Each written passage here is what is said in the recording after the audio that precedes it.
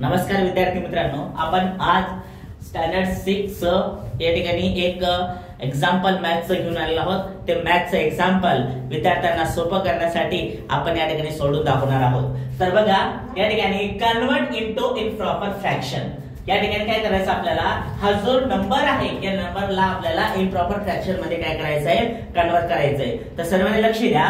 तर आपल्याजवळ हा जो नंबर आहे, हा नंबर काय आपल्याजवळ इज अ मिक्स्ड फ्रॅक्शन. काय आहे? Mixed fraction. हा जो नंबर आहे आपल्याजवळ हा मिक्स्ड फ्रॅक्शन आहे. तर हा मिक्स्ड फ्रॅक्शन आहे. तर मिक्स्ड फ्रॅक्शनला आपल्याला काय करायचं, इम्प्रॉपर फ्रॅक्शन मध्ये कन्वर्ट करायचे. तर बघा सर्वांनी लक्ष द्या. बघा या ठिकाणी आपल्याजवळ हा जो नंबर आहे जसं तसं लिहून घेऊया. तर 3 2 5 लिहिलं बरोबर व्यवस्थित. आता पुढे काय लिहायचं आपल्याला, या ठिकाणी 3 प्लस 2/5 असं लिहायचं आहे आपल्याला. आणि लिहिल्यानंतर आपल्याला काय करायचंय, क्रॉस मल्टिप्लिकेशन करायचंय. आता क्रॉस मल्टिप्लिकेशन करत असताना या ठिकाणी एक गोष्ट अजून पुन्हा लिहून घ्या. त्या ठिकाणी बघा 3 च्या खाली 1 असतो, प्लस 2 आणि 2/5 अशा प्रकारे लिहिल्यानंतर नेक्स्ट काय करायचं आपल्याला, या ठिकाणी क्रॉस मल्टिप्लिकेशन करा. 5 3 जा 15 प्लस 1 2 जा 2 आणि या ठिकाणी याचं सुद्धा मल्टिप्लिकेशन करा. 1 मल्टिप्लाय 5 म्हणजे काय, 5 1 जा 5 लिहिलं. पुढे लक्ष द्या. बघा 15 2 जा झालं 17, सॉरी 15 प्लस 2 की झालं 17, 15 प्लस 2 की झालं 17 आणि अपॉनला 5. आणि हे झालं तुमच्या जवळ इज अ इम्प्रॉपर फ्रॅक्शन झालं. कळलं तुम्हाला? आता नेक्स्ट आपल्या जवळ आहे की आपल्या जवळ काय मिळालेलं आपल्याला, हे इम्प्रॉपर फ्रॅक्शन मिळालं. तर आपल्याला दुसरं काय पॉइंट आहे, कन्वर्ट इनटू मिक्स्ड फ्रॅक्शन. आता बघा हा जो नंबर आहे, हा नंबर, या नंबरला आपल्याला काय करायचं आहे, या ठिकाणी मिक्स्ड फ्रॅक्शन मध्ये कन्वर्ट करूया.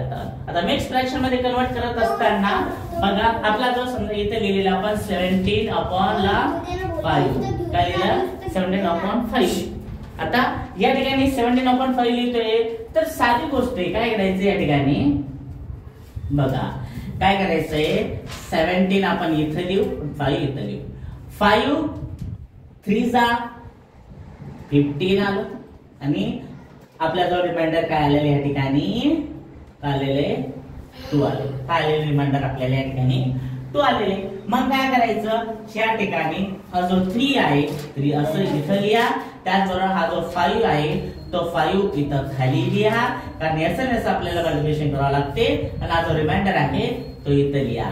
हा आहे तुमच्या जवळ इज अ मिक्स्ड फ्रॅक्शन. बघा आता लिहित असताना तुम्ही इम्प्रॉपर फ्रॅक्शन मध्ये सुद्धा कन्वर्ट करू शकता आणि त्याचबरोबर मिक्स्ड फ्रॅक्शन मध्ये सुद्धा कन्वर्ट करू शकतात.